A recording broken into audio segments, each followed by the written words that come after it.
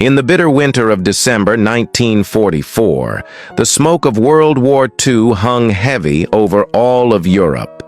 To escape the ravages of war, a young mother named Elizabeth resolutely chose to move deep into the forest with her 12-year-old son, Forrest. There, they began a secluded and quiet life, far from the chaos of the world. As night fell, delicate snowflakes began drifting from the sky, adorning the tranquil forest with a gentle, holy white. To celebrate Christmas Eve, Elizabeth prepared a simple, yet hearty chicken dinner. Though food was scarce, she hoped to bring her son a moment of warmth in the stillness of the night. But the peace of the evening was suddenly broken by a sharp knock on the door. 3 American soldiers stood outside, steel helmets on their heads and rifles in their hands. Their faces were filled with exhaustion and fear, and one of them had blood soaking through his leg. Elizabeth was instantly gripped by fear. She knew full well that Germany forbade civilians from harboring enemy troops.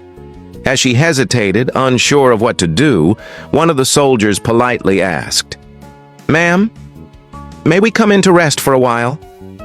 Though Elizabeth didn't understand English, she saw the pleading in their eyes. After a moment of silence, she stepped aside and let them in. Through broken gestures and simple communication, Elizabeth learned that the 3 soldiers had been wandering in the forest for 3 days and nights, trying to escape enemy pursuit. They were cold, starving, and exhausted. Elizabeth laid the wounded man on her son's bed and tore up sheets to bind his injury.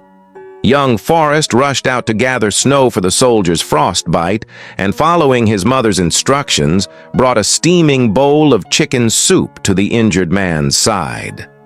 The modest wooden cabin was soon filled with the aroma of food.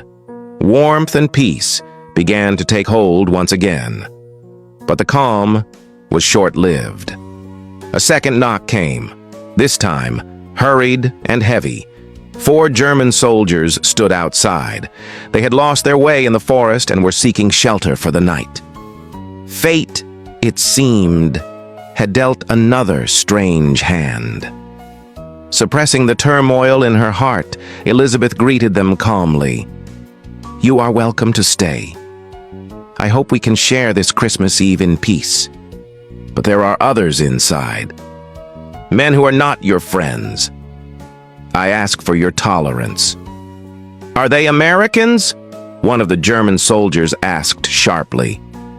"Yes," Elizabeth replied without hesitation. "Tonight is Christmas Eve.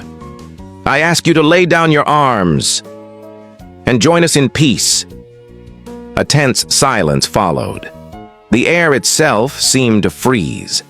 But under Elizabeth's steady, unwavering gaze, the German soldiers eventually placed their weapons outside and stepped into the cabin.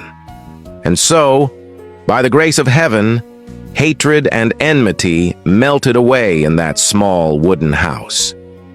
Elizabeth used the last of their food, 6 potatoes and a few carrots, to create a humble Christmas Eve feast. With her simple smile and deep kindness, she dissolved the hostility that had once filled the room. It wasn't until an American soldier slowly handed a cigarette to a German soldier that the room's tension truly eased. They began to share their food, their silence turning to quiet conversation. A German soldier, once a medical student at Heidelberg University, offered to examine the American's injury. He knelt and carefully redressed the wound using his own first aid kit. In the warmth of the little cabin, the light of human compassion began to shine. Prejudices faded, replaced by stories and memories of distant families. Enemies by day became brothers by night, joined not by politics or flags, but by their shared longing for home. In that moment, they all came to understand Only through empathy and support can the light of humanity shine through even the darkest corners of the world. If you wish to use English short stories to learn English, I recommend you read this set of books. It contains numerous stories and essays, which should assist you in learning more effectively.